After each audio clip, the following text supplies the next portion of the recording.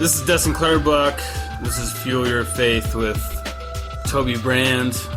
Show number 2. Say hello, Toby. Good morning. Good morning, everybody. And we have a special topic today, inspiration. So what is inspiration, Toby? What's the definition? The process of being mentally stimulated to do or feel something, especially to do something creative. How do we get inspiration? I'm still waking up, guys. I went to a hockey game. We're drinking our coffee and getting inspired. I've been up since like 3:30. I know. Did you see that? That's what inspires me. I've been up since 6 o'clock. Yeah. So, speaking of inspiration, I was just telling you before we started the podcast, being a little inspired, and what I'm going to talk about today, I just want everybody to not think that they got to have this massive amount of inspiration to start off being inspired. And, the key is inspired action versus action today. So, but I want to start with inspiration. And so, a little bit of inspiration is better than no inspiration. So you really got to for me, you've got to like focus on, where you got to get clear. You got to get really, really clear on what you desire. How does one get clear about that? Well, you have to take some time out to look at your life and reflect and do some writing and do some, I like to ask people questions, partner up with somebody or write down some questions. What inspires you? First learn what inspiration is, because I don't think a lot of people even know. Like, look up the definition of your words. I think that's the reason why I asked us to define what inspiration is before we did this podcast. So, because I think that a lot of people don't really know the meaning, and it's actually 2 words, and it's to live. To me, it's to live in spirit. Mm-hmm. You're living in spirit in every aspect of your life. Yeah, totally. So, going back to the definition, I really encourage everybody to look up their words. I did a little teaching last year. It's called Radical Learning, but just look up your words. Look up when you start writing and getting into your inspired action and what inspires you. Look up everything. Look up the definition. Look up the meaning, and really understand the energy and the vibration and the power behind your words. And I know a lot of people just don't understand a lot of things, and are really confused because they don't even understand the meaning and the power. We're very word of mouth society, where somebody's using a word that has a negative context added to it, and they don't even know what it means, but they're saying it. And I think it's important to know the meaning before you throw around a word. Yeah, absolutely. So the word motivation, the word inspiration, the word like determination or discipline. Look up those words. What do they really mean? And really reflect on them before. You have to understand the meaning of a word before you can really live it and apply it to your life. Because I post a lot of inspirational, motivational stuff on Facebook.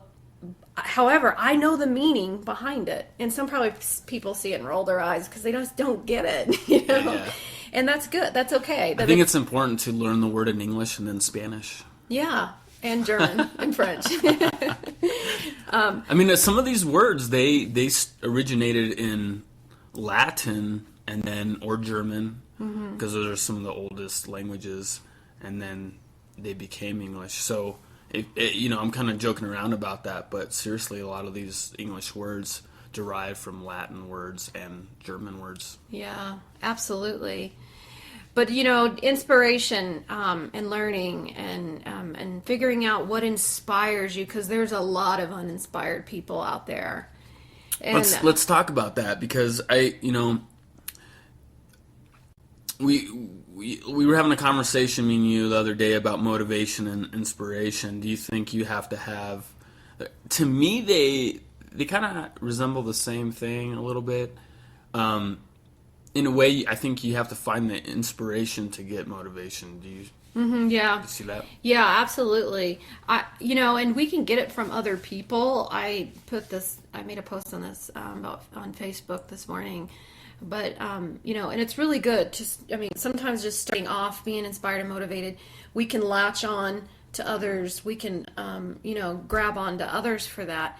But for sustainable, continuous inspiration and motivation, we must get really clear on what we desire and our direction in life and our goals, and what is it you really desire. I'm not going to say what do you want, because that means you don't have, it means lack. So I try to encourage people to not use the word want, use the word desire, or I would like, or I am, because your subconscious mind thinks when you say want that you don't have it, and so that can kind of hold you back. So that's a little learning lesson in itself. But as far as inspiration, I want to kind of go, if you don't mind, I want to go into inspired action versus action. And I really reflected on this last night because, my inspiration right now, where I'm at, my motivation is just off the charts, and it's not. You have to grow into that. You have to develop into that. It doesn't just happen overnight. It comes with awakening and being more awake to things, being more aware to things, and being more conscious of things. Taking action is taking action and inspired action are obviously two different things. Yes. But you're gonna help me. You're gonna have to help me understand this concept, because I'm a little confused. Yeah, absolutely. So inspired action versus action. So there's a huge difference in inspired action versus action, and it. You feel it in your being. Honestly, even if you really do get clear with what you want to, what you desire to achieve, you're going to, if you don't have that inspiration, that deep inspiration, it's going to feel like so exhausting. When you're inspired, you don't feel exhausted. There's a big, big difference. And so taking action, like you're just going through the motions because you feel like you have to. Like if you're working a job that you dislike, you're just getting up because you have to make money and pay your bills, but you really don't have any real reason why you're doing it. Right. Except for you have responsibilities. Exactly, and that's not inspiration. Okay. So, inspired action versus action. So I'm going to just read off some notes and some writing that I wrote last night, because I love to write and journal. So, there's a huge difference between taking action in order to make something happen and taking inspired action, which is just moving with like this energy inside you. There's no resistance. The key is to recognize when you're trying to make things happen instead of allowing the manifestations to appear. So when you take inspired action, you get an impulse, you get this idea, you do something, which usually it feels natural and easy. And sometimes it's just unexpected. It's not like this job, like you're trying to figure something out. It's just a strong knowing that presents itself. What if you're watching a movie, like a really powerful spiritual movie that impacts you, and all of a sudden spontaneously you get inspired to take action to sell your stuff in your house like that day. Mm-hmm. Do you think that's a little dangerous? No, I don't think it is. I'm just gonna change my life right now within 2 hours. I'm putting my house on sale on Craigslist and selling all my crap, and I'm gonna go visit Europe. Do you think that's a little dangerous? No, I know. That's a risk you're taking.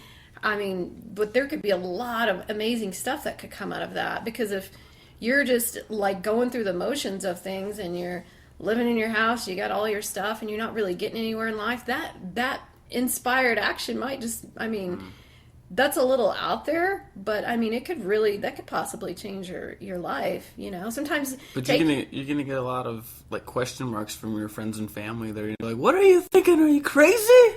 Yeah, it doesn't matter what they think, though. That's true. So another thing, is when you're taking inspired action, that the action steps they just make sense. It doesn't seem like work. You're enjoying the process. Like right now in my life, a lot of things that I didn't enjoy doing, I'm enjoying doing. Like it seems like 90% of what I do right now is inspiring me. Everything, that used to be like really get me overwhelmed and I felt resistance. So a lot of that is not feeling like that anymore. But what if, you can feel inspired, but what is a priority though? You're inspired to take action, but you're going broke. You know what I'm saying? Mm-hmm. How do you balance inspiration out? I mean, we all need to make an income, and we can just do spontaneous, inspired actions all the time. But what about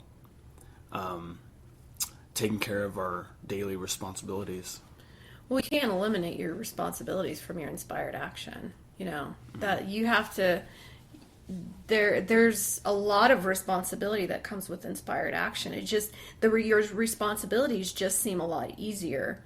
You have to keep taking care of your responsibilities. You don't get.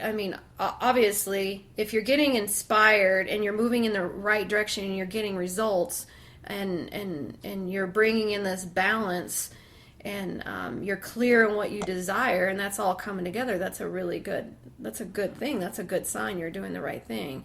You don't put your responsibilities to the side financially or emotionally or physically. That's part of it. It just becomes easier. Does that make sense? Definitely. Okay. So another thing is, when you're taking an inspired action, it just feels differently. So you're usually just making a lot of progress very quickly with little effort. And don't take it the wrong way, because even a little bit of progress is important too. But sometimes when we're taking inspired action, we can create results a lot faster if we let go of that resistance and we plug into what inspires us. What do you think the resistance is? Your mindset, your thoughts about things, your perspective. Is that negative talk? Yeah, negative self-talk is doubt, fear. Inspired action with doubt and fear cannot exist at the same time. It really can. You can actually use that. You can use doubt and fear to fuel you and inspire you to move forward, so you can release that and overcome that. But taking inspired action, no, you can't. It just can't exist. That's usually. Doubt and fear can't exist at the same time while you're taking inspired action. Usually you're just going to be taking action, and you'll feel it. It'll feel really heavy. So you made a good point. I don't think you realized it, is that taking action, you're scared. You have a lot of fear, so you're taking probably the wrong action because you're living in fear and you're scared. So you're doing something that you necessarily want to do out of fear, but with inspired action, you're living in spirit, you're feeling good, you're motivated to do something good for yourself and good for other people, or it just feels good. It just feels live your right. dreams. Yeah, and you're allowing things to happen naturally. You're not trying to, with inspired action, you let go of all control. You focus on what you can control, and what you can control is how your emotions